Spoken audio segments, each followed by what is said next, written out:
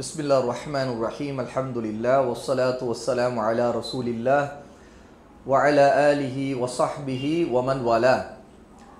அல் புயூஉல் மன்ஹியு அன்ஹா ஃபில் இஸ்லாம். இஸ்லாமில் தடை செய்யப்பட்ட வியாபார பரிவர்த்தனைகள், கொடுக்கல் வாங்கல் சம்பந்தமான சட்டங்களை படிக்கக்கூடிய இந்த புத்தகம் நம்முடைய சமகாலத்தில் வாழ்ந்து கொண்டிருக்கக்கூடிய அஷேக் அல் முஃப்தி சாலிஹ் இப்னு ஃபௌசான் ஹஃபிதஹுல்லாஹ், அல்லாஹ் அவர்களை பாதுகாப்பானாக, அவர்களுடையது. இதனுடைய முதல் பகுதி நாம் ஏற்கனவே இதற்கு முந்தைய அமர்வில் படிச்சிட்டோம். அதனுடைய தொடர்ச்சியாக இன்னும் ஒரு 5 தலைப்புகள் இன்ஷா அல்லாஹ் இன்று நாம் படிக்க இருக்கிறோம். இதில் நாம் அடுத்தது இன்று நாம் பார்க்கக்கூடிய முதலாவது விஷயம், ஒருவர் தனக்கு சொந்தம் இல்லாத ஒரு பொருளை விற்பனை செய்வது. அது எப்படி விற்பனை செய்ய முடியும்? அவருடைய கைவசம் இல்லை, அவருக்கு சொந்தமாகவும் இல்லை, அந்த பொருளை எப்படி இன்னொருவருக்கு வியாபாரம் செய்ய முடியும்? இப்படியும் ஒரு கேள்வி எழுதா இல்லையா? உண்மையிலே இந்த சட்டத்தை பற்றி பேச வேண்டிய தேவை ஏன் வருகிறது என்றால், அந்த மாதிரியும் வியாபாரம் செய்யக்கூடியவர்கள் உண்டு. அந்த வியாபாரம் மார்க்க ரீதியாக தடை செய்யப்பட்டிருக்கு. அதற்கு காரணங்கள் என்ன? அந்த வியாபாரம் பொதுவாக எப்படி நடந்து கொண்டிருக்கு? அந்த வியாபாரத்தில் கூட அனுமதிக்கப்பட்ட முறையில் நாம் செய்வதற்கு வழி உண்டா என்பதையெல்லாம் இந்த தலைப்பில் முதல்ல நம்ம இன்ஷா அல்லாஹ் பார்க்க இருக்கிறோம். ஷேக் சாலிஹ் அல் ஃபௌசான் குறிப்பிடுறாங்க, உதாரணமாக ஒரு மனிதருக்கு ஒரு பொருள், ஒரு குறிப்பிட்ட பொருள் தேவைப்படுது. அவர் ஒரு வாடிக்கையாளர், அவர் ஒரு வியாபாரியிடம் போகிறார். போய் எனக்கு இந்த பொருள் வேண்டும் கேட்கிறார். உடனே அந்த வியாபாரி என்ன செய்கிறார்? அப்படியா, நான் உங்களுக்கு இதை விற்பனை செய்கிறேன் அப்படிங்கிறார். ஆனால் அவரிடம் அந்த பொருள் கைவசத்தில் இல்லை, அவருக்கு உரிமையாக அது இல்லை. ஆனால் ஒரு ஒப்பந்தம் செய்து கொள்கிறார், நான் உங்களுக்கு இந்த பொருளை கொடுப்பேன், இதுதான் இதனுடைய விலை என்று அவர் நிர்ணயம் செய்கிறார். இதற்கு பிறகு அந்த மனிதர் என்ன செய்கிறார்? அந்த வியாபாரி அதை ஒரு குறிப்பிட்ட காலத்திற்குள்ள கொடுப்பதாக இவரிடம் சொல்ல, அவரும் அதை ஏற்றுக்கொள்ள இந்த பொருளை அவர் பிறகு வாங்குகிறார். எங்கே? அவர் ஒரு மொத்த விற்பனை செய்யக்கூடிய இடத்துல, ஒரு சந்தையில் பிறகு அதை வாங்குகிறார். வாங்கி பிறகு இந்த வாடிக்கையாளரிடம் விற்பனை செய்கிறார்.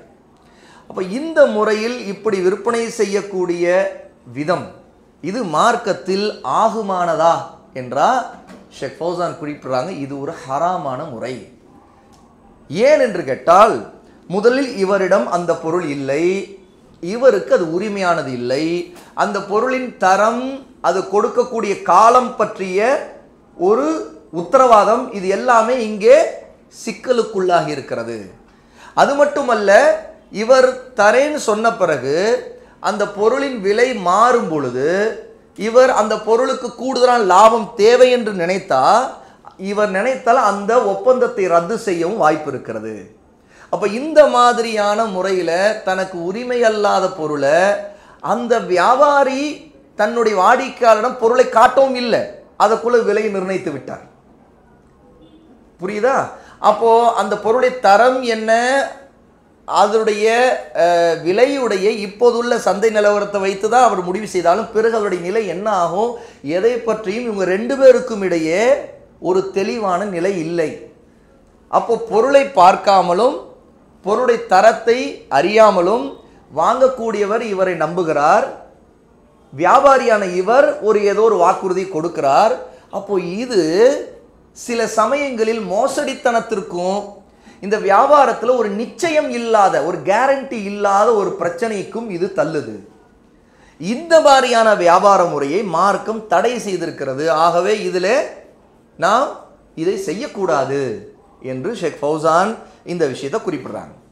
ஏன்னா அந்த பொருள் முன்னாடியும் இல்லை, அதனுடைய விலை தாமதமாக, அதாவது கொடுப்பதனுடைய விலை தாமதமாகும் போது இது ஒரு விதத்தில் அந்த பொருளை கடனுக்கு விற்பதை போல, கடனுடைய லாபத்திலே ஒரு மறைமுக வட்டி அதில் சேர்வதை போன்ற சில பிரச்சனைகள் எல்லாம் இதில் இருக்கிறது. அல்லாஹ்வுடைய நபி ஸல்லல்லாஹு அலைஹி வஸல்லம் இதை தடை செய்திருக்கிறார்கள் அப்படிங்கிறாங்க. அப்படின்ற இதற்கு ஆதாரம் என்ன? ஷேக் சாலிஹ் அல் ஃபௌசான் ஜாமியு திர்மிதியில் இமாம் திர்மிதி ரஹிமஹுல்லாஹி தஆலா 1232வது ஹதீஸாக பதிவு செய்திருக்கிற சஹீஹுல் ஜாமியில இமாம் அல்பானி ரஹிமஹுல்லா சஹீஹ் ஆதாரப்பூர்வமானது என்று உறுதி செய்திருக்கிற ஹதீஸை இங்கே மேற்கோள் காட்டுகிறாங்க.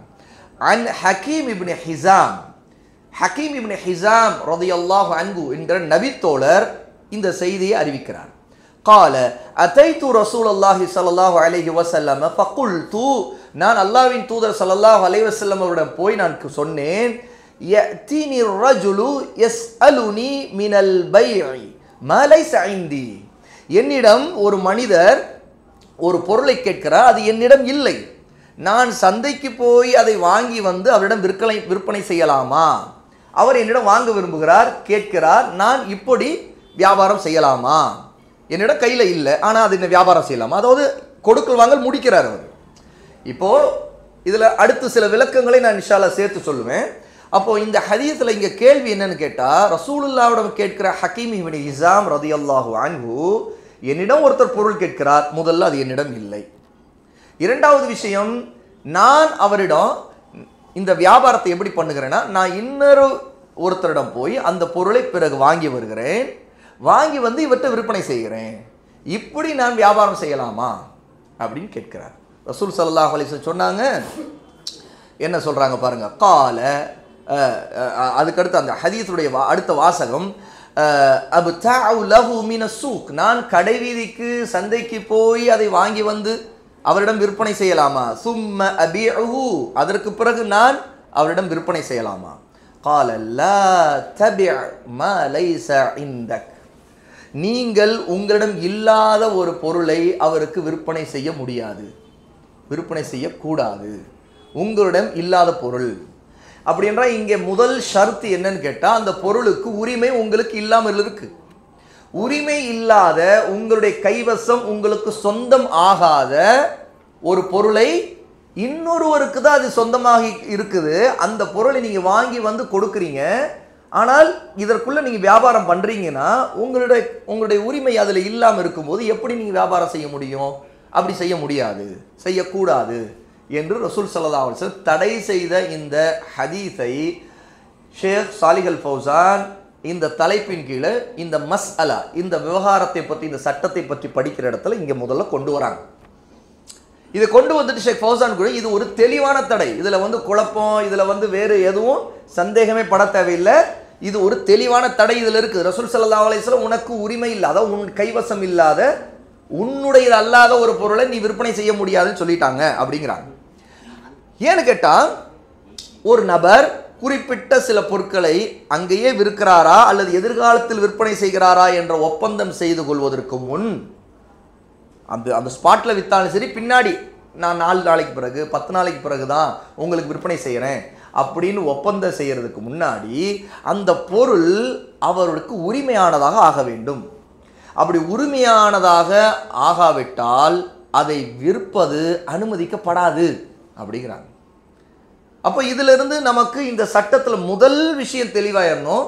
முதலில் ஒரு பொருளை நம்ம விற்கிறோம்னா அதை விற்பனை செய்யணும் அப்படின்னா அது நமக்கு உரிமையானதாக தான் இருக்கணும். நமக்கு உரிமையாக இல்லாத ஒரு பொருளை விற்பனை செய்யலாமா? கூடாது. அப்போ இது பல பிரச்சனைகளுக்கு வழியை மூடுது. என்னன்னா, திருடி விற்கக்கூடாது, அல்லது ஒருத்தரை நம்பி நம்முடைய பொருள் போல ஏமாற்றி விற்கக்கூடாது, அல்லது ஒருத்தரிடம் ஒரு பொருளை காட்டி விட்டு அந்த பொருள் அல்லாத வேறு பொருளை விற்கக்கூடாது. ஏன்னா காட்டியது அவருடைய பொருளவே இருக்கலாம். அவர் காட்டும்போது இது என்னுடைய பொருள், உண்மையாகவே அவருக்கு சொந்தமானதாக கூட இருக்கலாம். காட்டியது ஒன்று, ஆனால் விற்கும்போது வேற ஒன்று, அது வேற ஒருத்தருக்குரியது. அப்படின்னா அப்போ அங்கும் இவர் காட்டியது தான் உரிமையானது, விற்றது வேற ஒன்று. அப்போ அதுவும் தடை செய்யப்பட்டுருது. இப்போ இந்த மாதிரி விஷயங்களை பொறுத்த வரைக்கும் மார்க்கம் நமக்கு சொல்லியிருக்கிற சட்டங்களில் முதல்ல அல்லாஹுடைய ஹிக்மாவை நாம் புரிந்து கொள்ளணும். ஒரு சட்டம் நமக்கு தரப்பட்டிருக்கு, அதில் நமக்கு சில தடைகள் விதிக்கப்பட்டிருக்கு அப்படின்னா அந்த தடைக்கான காரணங்கள் நிறைய இருந்திருக்கலாம், அதில் நிறைய காரணங்கள் நமக்கு தெரியாமல் போயிருக்கலாம். ஆனால் தடை தெரிந்து விட்டதென்றால் அதை நாம் மீறக்கூடாது, அதன் பக்கம் போகக்கூடாதுங்கிறது இந்த இடத்துல முதல்ல நமக்கான அறிவுரை. இது அதில் நமக்கு சில சந்தேகங்கள் வரலாம். இப்போ உடனே நமக்கு ஒரு கேள்வி வரும், ரீசெல்லிங் மெத்தடில் பிஸ்னஸ் நடக்குது இல்லையா? இப்போ ஒருவர் ஒரு ஏஜென்ட் போல ஒரு சில பொருள்களை வாட்ஸ்அப்பில் ஸ்டேட்டஸ் வைக்கிறார், ஃபேஸ்புக்கில் போடுறார், அல்லது தனக்கு தெரிந்தவங்கள்ட்ட சொல்கிறார், இப்படி ஒரு ஒரு வாட்ஸ்அப் குரூப் கிரியேட் பண்ணி நான் இந்த பொருளை விற்பனை செய்கிறேன்னு சொல்கிறார். ஆனால் அவரிடம் நம்ம ஒரு ஆர்டர் போட்ட பிறகு தான் அவர் வாங்கி அதை நமக்கு அனுப்பி வைப்பார். அப்போ இந்த மாதிரி நேரத்தில் இது அந்த ஒரு இடத்துல தான் இருக்குது. என்கிட்ட ரீசெல்லிங் பண்ணுறவங்க யாருக்குமே அந்த பொருள் அவங்களுக்கு உரிமையானது இல்லை, அது வேற ஒருத்தருடைய உரிமையான பொருளாக தான் இருக்கும். அவர் இதை விளம்பரம் செய்யும் பொழுது தன்னிடம் அதை வாங்கி கொள்ளலாம்னு விளம்பரம் செய்கிறாரு. அப்போது அந்த இடத்துல அவர் விளம்பரம் செய்வதன் மூலமாக ஒரு விற்பனைக்கான அழைப்பை கொடுக்கிறார். சரியா? அப்போ அந்த விற்பனைக்கான அழைப்பு என்பது அவர் விற்பனை செய்யத்தானே அப்படி இருக்கும்போது இந்த மாதிரியான வியாபார முறையை பற்றி உலமா இந்த கண்ணோட்டத்தில் இந்த அடிப்படையில் என்ன நமக்கு சட்டம் சொல்லியிருக்கிறாங்க? இப்போ இந்த கேள்வி நமக்கு வருது. ஷேக் ஃபௌசான் இந்த இடத்துல ஒரு விஷயத்தை குறிப்பாக இதை சாதாரணமாக எடுத்துக்கொள்வது கூடாது. மார்க்கத்தில் ஒரு மக்களுக்கு ஒரு பொருளை விற்கிறோம் என்றால் அந்த விற்க விரும்புகிறவர் அந்த பொருட்களை அவருடைய கடையில் வைத்திருக்க வேண்டும், அல்லது அவருடைய குடோனில் வைத்திருக்க வேண்டும், அல்லது அவர் ஒரு கார் ஓட்டுறார், கார் டிக்கிலியாக வைத்துக் கொள்ள வேண்டும், அவருடைய அலுவலகம் இருக்குது அங்கே வைத்துக் கொள்ள வேண்டும், அல்லது அவருடைய வீடு இருக்குது அந்த வீட்டிலேயாவது வைத்துக் கொள்ள வேண்டும். ஆக மொத்தம் அவருக்கு அது அவர் சேமித்து வைத்து அவருடைய சொந்த பொருளாக ஆகியிருக்க வேண்டும் அப்படிங்கிறாங்க. ஆகவே இதை சாதாரணமாக எடுத்துக்கொண்டு இந்த மாதிரி விஷயங்களில் வியாபாரத்தை ஈடுபடக்கூடாது. இப்போ சில நேரத்தில் ஒரு பொருள் அதை அப்படி கடையில் வீட்டில் கார் டிக்கிலாம் வைக்க முடியாது. உதாரணத்துக்கு நிலம், ரியல் எஸ்டேட், கார் டிக்கில போய் நிலத்தை வச்சிருக்க முடியும்? இல்லை. குடோன்லையா வச்சிருக்க முடியும்? அது ஒரு அசையா பொருள், அங்கே தான் இருக்கும். அது எங்கே இருக்குது அந்த இடத்துல அந்த பொருள் இருக்கும். சரி, இப்போ அந்த இடத்துல அந்த பொருளை விற்பனை செய்யக்கூடிய ஒருத்தர் முதல்ல அதுக்கு உரிமையாளரா அப்படி ஒரு கேள்வி எழுது. யார் உரிமையாளர்? அந்த நிலத்துக்கு சொந்தக்காரர், அவர் தான் உரிமையாளர். சரி, அப்போது ரியல் எஸ்டேட் பண்ணுறவங்க நிறைய பேர் ஒரு அவங்க பண்ணுகிற முறையை நம்ம நல்லா தெரிஞ்சு வச்சுருக்கோமே. அப்படி இருக்கும்போது அதோடைய சட்டம் என்ன? உரிமை இல்லாத பொருளுக்கு விலை பேசுகிறாங்களே. இப்போ இந்த கேள்வி எழுது. இப்போ இந்த மாதிரி இதோட தொடர்புடைய சில கேள்விகளுக்கு அல்லாஹ் நாடினா நம்ம அதற்கு விடையும் நாம் பார்க்க இருக்கிறோம். ஆனால் இங்கே விஷயம் என்னன்னு கேட்டால் முதல்ல சட்டத்திலே ஒரு தெளிவு நமக்கு இருக்க வேண்டும், அதோடைய நோக்கத்தில் தெளிவு இருக்க வேண்டும். இஸ்லாமிய வியாபார சட்டங்களில் அல்லாஹ் சுப்ஹானஹு வ தஆலா ஹலாலை ஏற்படுத்தி இருப்பதில் நிறைய ஹிக்மா இருக்கிறது, தடை விதித்ததிலும் நிறைய ஹிக்மா இருக்கிறது. அப்போ ஹலாலுக்கும் ஹராமுக்குமான தெளிவான ஒரு பிரிவு இருக்குது, நடுவில் ஒரு தனி தடை இருக்குது. ஹலாலும் ஹராமும் கலக்காது, ஹலால் ஹராமாக ஆகாது, ஹராம் ஹலாலாக ஆகாது. இதுதான் தெளிவு. இதற்கான காரணங்கள் நிறைய இருக்கும். அல்லாஹ் தஆலா ஒரு பொருளை ஹலால் ஆக்கியிருப்பான், அதனுடைய ஹிக்மா நிறைய இருக்கும். ஒரு பொருளை ஹராம் ஆக்கியிருப்பான், ஒரு வியாபார முறையை ஹராம் ஆக்கியிருப்பான், அதில் நிறைய ஹிக்மா இருக்கும். அடிப்படையில் ஒரு வியாபாரத்தில் நமக்கு சில விதிகள் இருக்குது. முதல்ல அல் கரர், அதாவது வியாபாரம் செய்யும்போது நிச்சயம் இல்லாத, ஸ்திரத்தன்மை இல்லாத அல்ல நம்ப முடியாத ஏதோ ஒரு ஆபத்திற்கான வாய்ப்பு இருக்கக்கூடிய ஒரு நிலை அல் கரர் இருக்கக்கூடாது. உரிமை அல்லாத பொருளை ஒருத்தர் விற்கும் போது அந்த வாங்குகிறவருக்கு முதல்ல அதில் நிச்சயமற்ற தன்மை இருக்கு. இப்போ நீங்கள் ஒரு பொருளை வாங்கும்போது நீங்கள் பார்க்குறீங்க, தொடுகிறீங்க, அந்த பொருளின் நிலையை பார்க்குறீங்க. அது ஒரு மொபைல்னால் உடனே ஆன் பண்ணி பார்க்குறீங்க, அது நல்லா வேலை செய்தா பார்க்குறீங்க, டச் பண்ணி பார்க்குறீங்க, ஏதோ ஒன்று. அல்லது ஒரு பெண் ஒரு கடையில் ஒரு மிக்சி வாங்குறாங்கன்னா உடனே அந்த மிக்சியை ஒரு தடவை ஓட்ட விட்டு பார்க்குறாங்க, ஜாரை பார்க்குறாங்க, சைஸை பார்க்குறாங்க, அதோடைய வேகத்தை பார்க்குறாங்க, ஏதோ சம்திங். ஒரு வாஷிங் மிஷினாக இது எப்படி இருக்குது, இது எப்படி வேலை எதுவாக இருந்தாலும், ஒரு துணி வாங்குறாங்களா அந்த துணியோடைய கலரை பார்க்குறாங்க, தொட்டு பார்க்குறாங்க, அதோடைய சைஸை பார்க்குறாங்க, ஈவன் அதை போட்டு கூட ட்ரையல் ரூமில் போய் கொஞ்சம் போட்டு பார்த்துக்கிறாங்க. இந்த மாதிரி அந்த பொருளின் உறுதித்தன்மை வாங்குகிறவருக்கு ஒரு நிச்சயத்தை கொடுத்து உறுதியை மனதில் ஏற்படுத்தி பிறகு இது எனக்கு வேண்டும், இதற்கு நான் இந்த விலையை கேட்கலாம், பேரம் பேசவும் மார்க்கத்தில் அனுமதி இருக்குது. அப்போது அவர் சொல்லக்கூடிய, வியாபாரி சொல்லக்கூடிய விலையில் எனக்கு இந்த விலை அதிகமாக தெரியுது, இன்னும் நீங்கள் கம்மி பண்ணுங்கள், இது மற்றதை விட அதிகமாக தான் நீங்கள் சொல்கிறீங்க, மற்ற இடங்களை விட, அவர் குறைத்து கேட்கலாமா? மார்க்கத்தில் அனுமதி இருக்குது. அப்போ இதில் முடிவு எடுக்கும்போது அந்த வியாபாரம் ஒரு முடிவுக்கு எந்த இடத்துல வருதுன்னு கேட்டால் அவங்க ரெண்டு பேரும் பிரியருக்கு முன்னாடி அது முடிவுக்கு வருது. அப்போ பிரிஞ்சிட்டாங்கன்னா அதோட அந்த வியாபாரம் அதோட முடிஞ்சிருச்சு. அப்போ அந்த நேரத்தில் முடிஞ்சிருது. அப்போ அந்த இடத்துல ஒரு நிச்சயமான நிலை, ஒரு கேரண்டீடு உத்தரவாத நிலை இருக்கு. ஆனா பொருள் கண்ணுக்கு முன்னாடி இல்லை, அதை நம்ம ஒரு போட்டோவாக பார்த்தோம், அல்லது அது உண்மையிலே வாங்குறவருக்கு சொந்தமாங்கிறதே கூட சந்தேகமா இருக்குது. அவர் உண்மையை தன்னுடையதான் சொல்றாரா, அல்லது தன்னுடையது இல்லைனாலும் வேற ஒருத்தருடையதுன்னா அது அவர் உண்மையில வேற ஒருத்தருடைய திருடி விற்கிறாரா, அல்லது இன்னொருத்தரை பல பிரச்சனைகள் அதுல உள்ளே நிக்குது. இது இந்த மாதிரி ஒரு நிச்சயம் இல்லாத தன்மையை தான் அல் கரர்னு சொல்லுவாங்க. இது மார்க்கத்தில் எந்த வியாபாரத்தில் இந்த மாதிரி விஷயங்கள் வருதோ அப்போ அங்கே அந்த வியாபாரத்திற்கு ஒரு கேள்வியை மார்க்க எழுப்பிடும். அந்த மாதிரி ஒரு பிரச்சனை இதில் இருக்குது. ரெண்டாவது, மோசடித்தனத்துக்கான வாய்ப்பும் இருக்கும்போது அந்த வியாபாரம் ஒரு தடுக்கப்படக்கூடிய காரியமாக மாறிடும். பொருள் ஹலாலானதாக இருக்கலாம், ஆனால் முறை, பரிவர்த்தனையுடைய முறை, அதில் மோசடித்தனத்திற்கு வழி இருக்குது நிறைய. அப்படின்னா முஸ்லிம்கள் பாதிக்கப்படுவதற்கு, ஒரு மனிதன் தன்னுடைய கொடுக்கல் வாங்கல பாதிக்கப்படுவதற்கு மார்க்கம் அனுமதி தரல. அப்போ அந்த நோக்கமும் இந்த விஷயத்துல இருக்குது. எந்த விஷயம்? பொருள் உரிமை இல்லாமல் இருக்க அந்த பொருளுக்கு வியாபாரம் ஒருத்தர் பேசுகிறார், விலை பேசுகிறார், அந்த பொருளை கொடுப்பதாக வாக்குறுதி கொடுக்கிறார், ஒரு ஒப்பந்தம் செய்கிறார். அப்ப இந்த ரெண்டின் காரணமாக இது தடை செய்யப்படுது. ஷேக் ஃபௌசான் ஒரு ரத்து கொடுக்குறாங்க, ஒரு மறுப்பும் கொடுக்குறாங்க. சிலர் இந்த வியாபார முறையை அஸ்ஸலம் அப்படிங்கிற ஒரு வியாபார முறை மார்க்கத்தில் அனுமதிக்கப்பட்டிருக்குது. ரசூலுல்லாஹி ஸல்லல்லாஹு அலைஹி வஸல்லம் காலத்திலே ரசூல்லா அனுமதித்தாங்க. அஸ்ஸலம் உடைய வகையில் இது அடங்கும், ஆக இது அனுமதிக்கப்பட்டது தான் அப்படின்னு சொன்னாங்க. சிலர், சட்டம் சொல்லக்கூடிய சிலர், அஸ்ஸலம் போல இதை எடுத்துக்கொள்ளணும். அஸ்ஸலம்ங்கிறது என்ன அப்படின்னு கேட்டா, ஒரு பொருளை வாங்கும்போது, ஒரு பொருளுக்கான விலை பேசும்போது முன்பணம் செலுத்தி அந்த பொருளுக்கான தயாரிப்பு அல்லது வேறு ஏதேனும் ஒன்று முடிவு செய்யப்பட்டு கூடுதலாக அதற்கான ஒப்பந்தத்தை செய்து கொள்றது. அந்த பொருள் எனக்கு இனி சொந்தம், ஆக இதற்கான முன்பணம் செலுத்தி விட்டேன் அப்படின்னு. அப்ப விற்போருக்கும் வாங்குவோருக்கு நடுவில் ஒரு முன்பணம் செலுத்தப்பட்டு ஒரு பொருள் இறுதி செய்யப்பட்டு முடிவு பண்றது. ரசூலுல்லாஹி ஸல்லல்லாஹு அலைஹி வஸல்லம் அஸ்ஸலம் அப்படிங்கிற வியாபார முறை இருந்தது. அது இன்றும் பல நேரத்தில் நம்முடைய வாழ்க்கையில இருக்கக்கூடியதான். முன்பணம் செலுத்தி, அதாவது குத்தகைக்கு எடுக்கிறது, இந்த மாதிரி சில விஷயங்கள்ல முன்பணம் செலுத்தி ஒரு நிலத்திலிருந்து வரக்கூடிய விளைச்சல், அந்த நிலம் அதிலிருந்து வரக்கூடிய விளைச்சல்ல அதற்கு முன்பணம் செலுத்தி ஒப்பந்தம் செய்துருவாங்க. ஒப்பந்தம் செய்துட்டு விளைச்சலுடைய அளவு எவ்வளவு, அதனுடைய எடை எவ்வளவு ஏற்ற மாதிரி அந்த கணக்கு முடிச்சுக்குவாங்க. என்ன விளைச்சல் வந்துச்சு, அதோடைய முடிவு என்ன, அதுக்கேற்ற மாதிரி அந்த விஷயத்தை முடிப்பாங்க. ரசூலுல்லாஹ்வுடைய காலத்துல 1 வருடத்துக்கு 2 வருடம்லாம் இப்படி முன்பணத்தை இந்த விளைச்சல் நிலங்களுக்கு கொடுத்து அஸ்ஸலம்ங்கிற வழியில வியாபாரத்தை செய்து கொண்டிருந்த நிலை இருந்தது.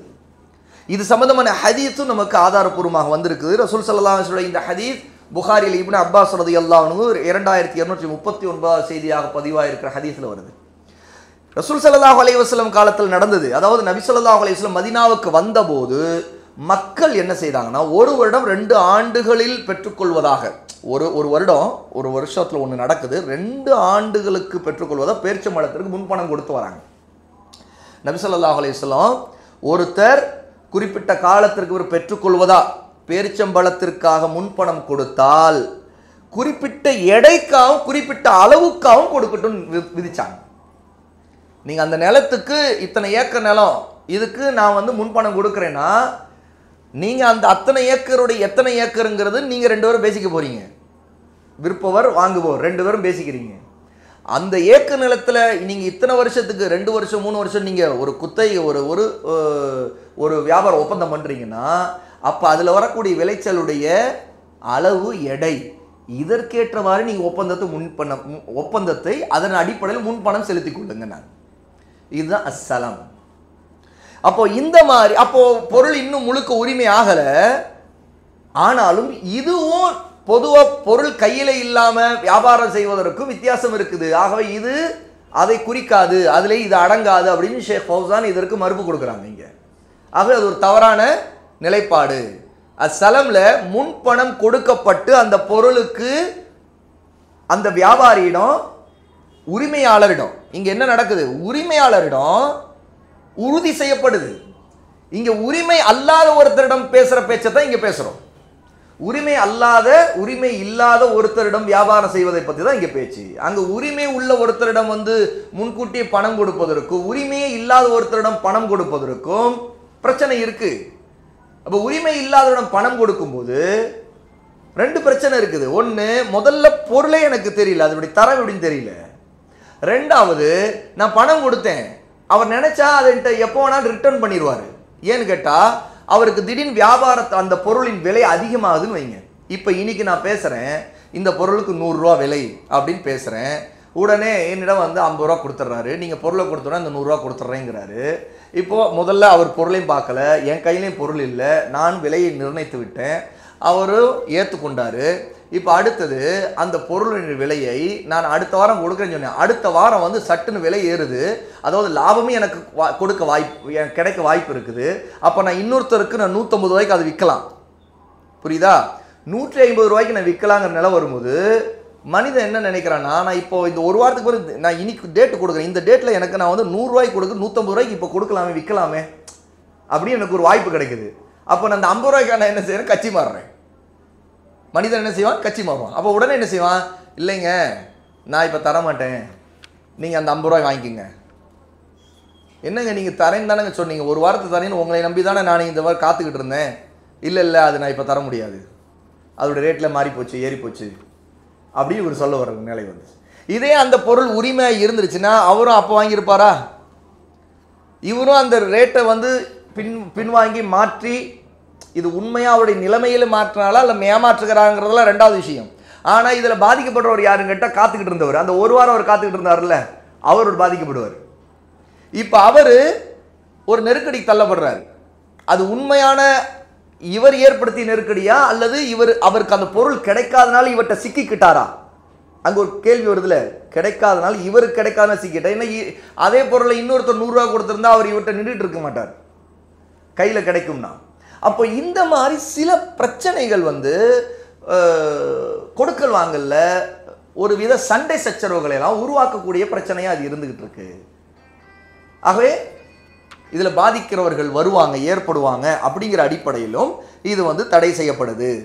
அப்போ ஷேக் ஃபௌசான் இது சலம்ங்கிற வகையிலும் இது அடங்காது அப்படின்னு சொல்லிட்டு, அப்போ ஷேக் ஃபௌசான் இதற்கு பதில் சொல்றாங்க, சலம் வகையில் ஒரு வியாபார வகையில் ஒரு ஒப்பந்தத்தின் போதே தயாரிப்பு விலையை செலுத்துவார், தயாரிப்புக்கான விலையை கொடுத்துருவார்.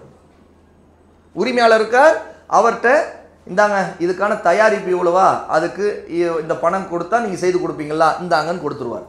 அவரும் அதைத்தான் செய்ய போறார்.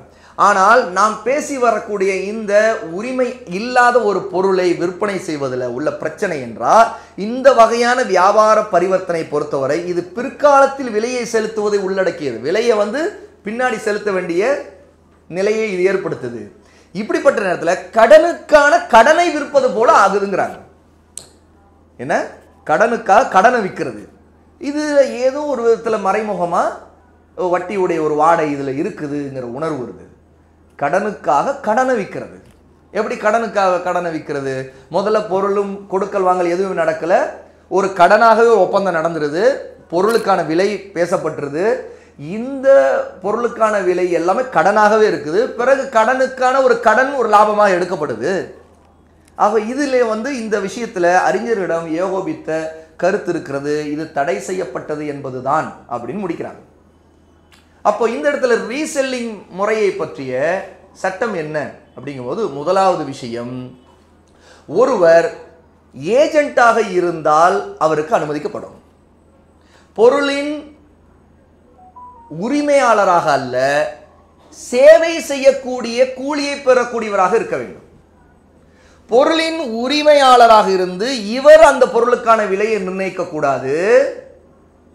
பொருளின் உரிமையாளர் நிர்ணயித்த விலையில் தனக்கான லாபத்தை பெற்றுக்கொள்ளக்கூடிய கூலியை, கமிஷன், முகவராகத்தான் அவர் இருக்க வேண்டும். இதுதான் மார்க்கத்தில் அனுமதிக்கப்பட்ட இடம், புள்ளி. இது ஒன்று. அப்ப அந்த நேரத்தில் அந்த பொருளை பற்றி அது தனக்கு சொந்தம் இல்லாதது என்பதையும், அதை நான் இன்னொருவரிடம் பொருள் வைத்திருக்கிறார், அவரிடமிருந்து தான் வாங்கி தர வேண்டும், ஆகவே அதிலே அவரிடம் நான் லாபத்தை பெற்றுக்கொள்வேன் என்ற அடிப்படையிலும் தான் அவர் இந்த பொருளுக்கான முதல்ல ஒரு ஏஜென்ட்டாக இருக்கணும். அந்த விற்பனையாளரிடம் இவர் ஒப்பந்தம் பண்ணியிருக்கணும், பொருள் உங்களுடையது தான். இந்த பொருள் பிடிக்கவில்லை என்றால், இரண்டாவது முக்கியமான பாயிண்ட், இந்த பொருள் பிடிக்கவில்லை என்றால், அதாவது வாங்கக்கூடியவர் வேண்டாம் என்று சொன்னால், என்னுடைய பொருள் இல்லைனால இதில் அவருக்கு நான் எந்த உத்தரவும் தர முடியாது. ஆனால் அந்த பொருள் பிடிக்கவில்லை என்று சொன்னால் அவர் திரும்ப என்னிடம் கொடுத்தால் அதை திரும்ப நீங்க என்னிடம் வாங்கிக் கொள்ள வேண்டும். இரண்டாவது நிபந்தனை. ஏன்னா வாங்கக்கூடியவர் பாதிக்கப்படக்கூடாது. அவருக்கு அந்த பொருள் உண்மை நிலை அவர் பார்த்த பிறகு தான் நினைத்தது ஒன்று நடப்பது வேறு அப்படின்னு நினைத்தார்னா அந்த பொருளை நான் கொண்டு போய் காட்டினேங்கிற மாதிரி தான் அது. இதுதாங்க ஒரு பொருள், இது இன்னொருத்தருக்கு உரிமையானது தான், இந்த பொருள் நீங்கள் வேணும்னா வாங்கிக்கிட்டீங்க அப்படின்னா இது பிடிச்சிருந்தா எடுத்துக்கோங்க, இந்த பொருளை நாங்கள் விற்கிறேன். அதாவது நான் ஒரு கமிஷன், எனக்கு ஒரு கமிஷன் தான் இருக்குது, எனக்கு ஒரு லாபம், சில பர்சன்டேஜ் எனக்கு லாபம் இருக்கும், உரிமை என்னுடைய இது இல்லை அப்படிங்கிறது உறுதிப்படுத்தணும். அப்படிப்பட்ட நேரத்தில் இந்த விற்கிறார் இல்லையா, இவருக்கு உண்மையான உரிமையானவர், அவர் திரும்ப நான் வாங்க மாட்டேன் அப்படின்னு சொன்னால் இவர் அதை விற்கக்கூடாது. ஏன்னு கேட்டால் அவருடைய நிபந்தனைப்படி திரும்ப வாங்க மாட்டார். இப்போ அவர் திரும்பி தந்துருவேன், எனக்கு பிடிக்காட்டி திரும்பி தந்துருவேங்கிற ஒரு இடத்துல ஒரு வாடிக்கையாளர் நிற்கிறான்னு வைங்க, அவரிடம் இவர் மாட்டிக்குவார். பொருளை கொடுத்துட்டு அவர் எனக்கு வேண்டாம் இது சரியில்லை அப்படின்னு சொன்னார்னா இவர் அவர்கிட்ட வாக்குவாதம் பண்ணுவார், நான் உன்னை நம்பி தான் நான் வாங்கிட்டு வந்து கொடுத்தேன் அப்படின்னு சொல்லுவார். அப்போ இங்கே நிபந்தனை தெளிவாக வேண்டும்.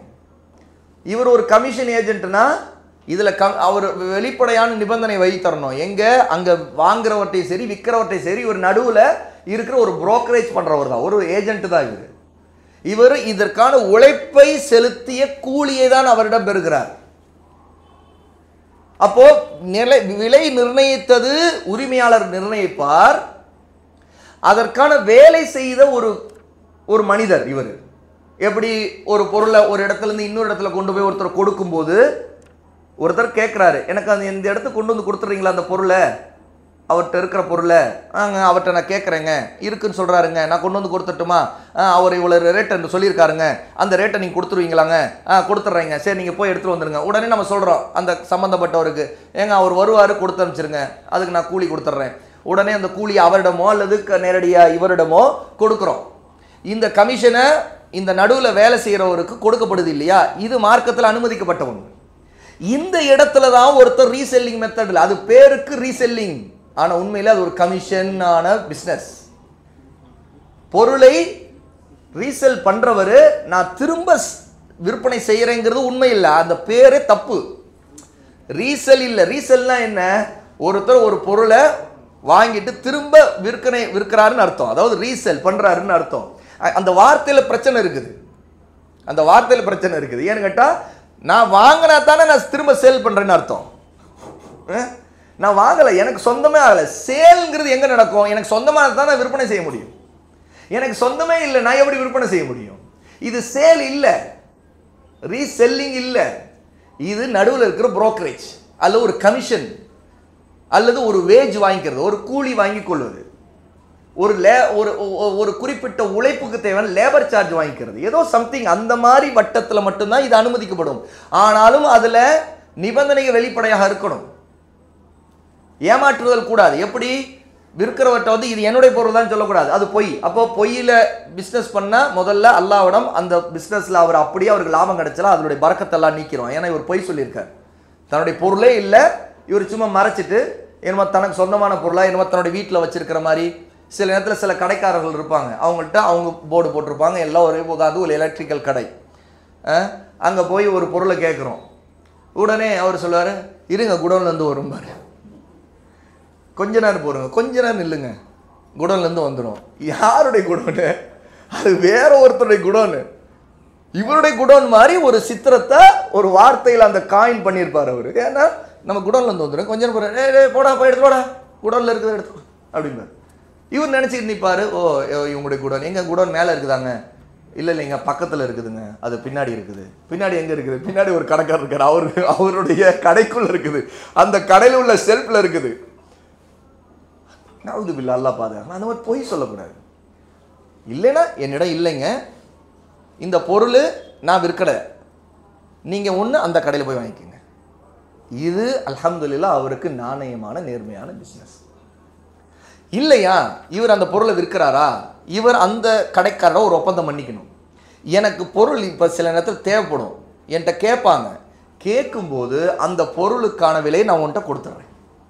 நான் கேட்டேன்னா அந்த பொருளை நான் வாங்கிட்டே நினச்சிக்க, நான் திரும்ப வந்துட்டு அந்த பொருளை இது பண்ண மாட்டேன். எனக்கு என்னிடம் கேட்டு வராங்க, எனக்கு இடம் இல்லை அல்லது எனக்கு ஒரு சந்தேகம் இருக்குது அந்த பொருள் என்னிடம் விற்குமான்னு, ஆனால் நான் முதல்ல வந்துட்டு இது உரிமையாக்கிக்கிறேன், அதுக்கு பிறகு நான் விற்றுக்கிறேன். ஆக வந்து ஒருத்தர் கேட்குறாரு, இவர் சொல்கிறார் தன்னிடம் அந்த பொருள் இல்லை ஆனால் விற்க முடியும். எப்படி விற்கலாம்? உடனே அந்த பொருளை இவர் தனக்கு உரிமையானதாக மாற்றிக்கொள்ளணும். அப்போது இவர் அங்கே விலை கொடுத்து வாங்கி கொள்ளணும். இவர் தனக்கு உரிமையானதாக வாங்கிக்கலாம். அந்த அந்த உரிமை மாலிக்கியா, அதாவது அதோடைய உரிமை முல்க் யாரிடம் இருக்குதுன்னா இவருக்கு மாற்றப்பட்டிருக்கணும். இவர் மாற்றிக்கொண்டார். அப்போது இதர்த்தம் இது வந்து ஒரு மொத்த விற்பனையாளர் இருப்பார். எல்லா இடங்கள்லையும் எல்லா பிஸ்னஸ் நடக்கிற ஒன்று தான். மொத்த விற்பனையாளர் இருப்பார். திடீர்னு ஒரு பொருள் தேவைப்படும், உடனே வந்து அந்த மொத்த விற்பனையாளர் ஏற்கனவே இவங்கள்ட்ட ஒப்பந்தம் இருக்கும், இவங்க 2 பேரும் வாங்குவாங்க போவாங்க. கடன் கூட இருக்கும், கடன் மார்க்கத்தில் தடை இல்லையே. இவர் கடன் கூட கொடுத்தோம், நான் கடனை வாங்கிக்கிறேன், இப்போ நான் அந்த பொருளை உனக்கு அதுக்கான அமௌண்ட்டை கொடுத்துட்றேன்ப்பா அப்படின்னா முடிஞ்சு போச்சு. அவர் உடனே ஒரு பில் போட்டு வச்சுக்குவார் அல்லது நோட் பண்ணி வச்சுக்குவார். இந்த கடைக்கு நம்ம மொத்த விற்பனை கடையிலேருந்து ஹோல்சேல்லேருந்து நம்ம இடத்துலேருந்து இதுக்கு இந்த பொருளாக அனுப்பியிருக்கிறோம். உடனே அவர் அன்னைக்கே சாயங்காலம் அல்ல நைட்டு ஒரு சீட்டை கொடுத்து அனுப்பிச்சிடுவார், இந்த பொருளுக்கானதை நீங்கள் பே பண்ணிவிடுங்க. ஏற்கனவே இவங்கள்ட்ட ஒரு ஒப்பந்தம் இருக்கும், ஒரு பில் டு பில்லு, ஒரு பில்லுக்கு பே பண்ணால் அடுத்த ஒரு பில்லு அது கடனில் இருக்கும். இது வந்து மொத்த விற்பனையாளர்களுக்கும் ரீட்டைலர்களுக்கும் பிஸ்னஸ் ஹோல்சேலர் எல்லாத்துக்கும் மத்தியமே ஒரு ஒப்பந்தம். எப்போ இதுதான் சுழற்சி முறை, ஒரு ரொட்டேஷன் மாடல் இதுதான். அப்போ அப்படி இருக்கும்போது அதெல்லாம் பிரச்சனை இல்லை. ஆனால் ஏமாற்றுவதும் சொந்தமே இல்லாமல் இருந்தும் அதை வந்து தன்னுடைய இது போல காட்டுறதும் கூடாது. அப்போ வந்து வாட்ஸ்அப்லேயோ அல்லது வேறு ஃபேஸ்புக்லேயோ ஒரு பொருளை விற்பனை செய்யறதுக்கு அனௌன்ஸ் பண்ணி நம்ம செய்கிற விளம்பரம் செய்கிறோன்னா, இந்த பொருளை நான் வாங்கி கொடுப்பேன் உங்களுக்கு, இதை நீங்கள் உங்களுக்கு பிடிக்கவில்லைன்னா என்னிடம் திரும்ப ஒப்படைக்கலாம், உங்களுடைய பணத்திற்கு எந்த குந்தமும் வராது, நீங்கள் அந்த பொருளை பார்த்துட்டு உங்களுக்கு பிடிக்கலைன்னா நீங்கள் அதை திரும்ப ரிட்டர்ன் பண்ணாலும் அதை ஏற்றுக்கொள்வேன் அப்படிங்கிற சில வாக்குறுதிகள் இதில் நிபந்தனைகளாக கொடுக்கப்படணும். இந்த சட்டத்தை பற்றி நான் மிகவும் மதிக்கக்கூடிய ஷேக் அனீசுர் ரஹ்மான் அவங்கள்ட்ட கேட்டேன், ஷேக் இந்த மாதிரி சில விஷயங்கள் இருக்குது, இதனுடைய சட்டம் என்னென்னு. அப்போது அவங்க சொன்னாங்க, இது நேரடியாக இன்று பழைய காலத்தில் அல்ல இப்போது கடை வீதிகளில் இருக்கக்கூடியனுக்கு இந்த சட்டம் இருக்குதான், அதை நம்ம அதில் மாறு செய்யக்கூடாது.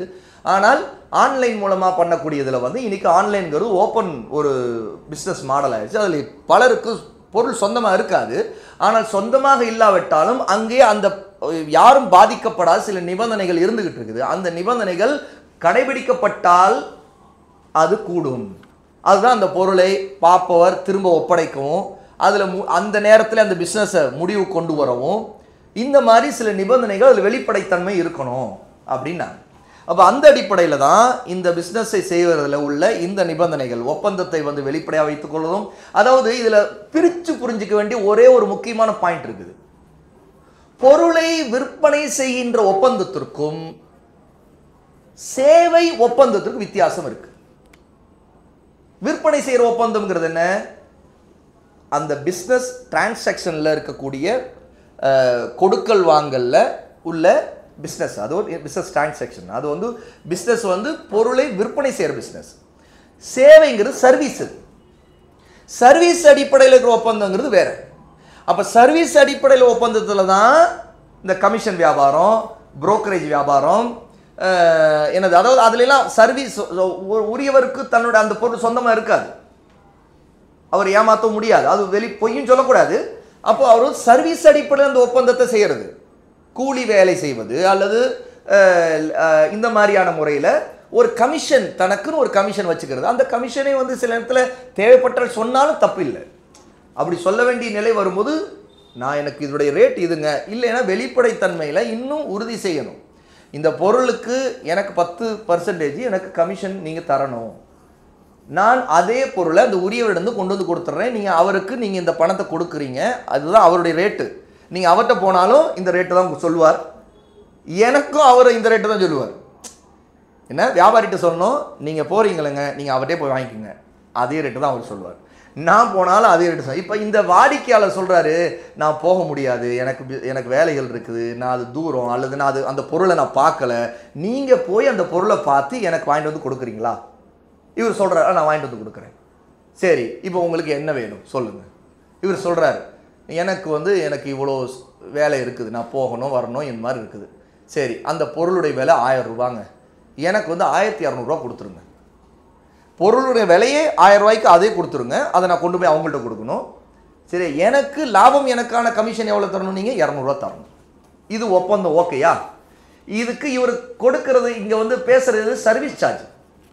இந்த சர்வீஸ் சார்ஜ் அடிப்படையில் ரீசெல்லிங் சொல்லிக்கிற அந்த வார்த்தையில் இருக்கிற பிரச்சனை என்ன கேட்டால், சர்வீஸ் சார்ஜுங்கிறது ஆக்சுவலி இல்லை, அதில் அது அந்த மாதிரி காட்டப்படலை. அதனால தான் ரீசெல்லிங்னா பொருளுக்கு சொந்தக்காரங்கிற மாதிரி மனநிலையை மக்கள்கிட்ட. ஆனால் இன்னைக்கு ஓரளவுக்கு அது புரிதலே வந்துருச்சு. இந்த மாதிரி பண்ணுறவங்க அவங்களுக்கு சொந்தமாக அவங்கள்ட்ட பொருளே இருக்காது, வீட்டில் ஒன்றுமே இருக்காது. பார்த்தா ஆயிரக்கணக்கான ப்ராடக்ட்ஸ் போட்டிருப்பாங்க, லட்சக்கணக்கான கோடிக்கணக்கான தான் அமேசானில் போட்டிருக்கோம். ஒரு பொருளாக அவனுக்கு அமேசானுக்கு சொந்தமாக இருக்குதா?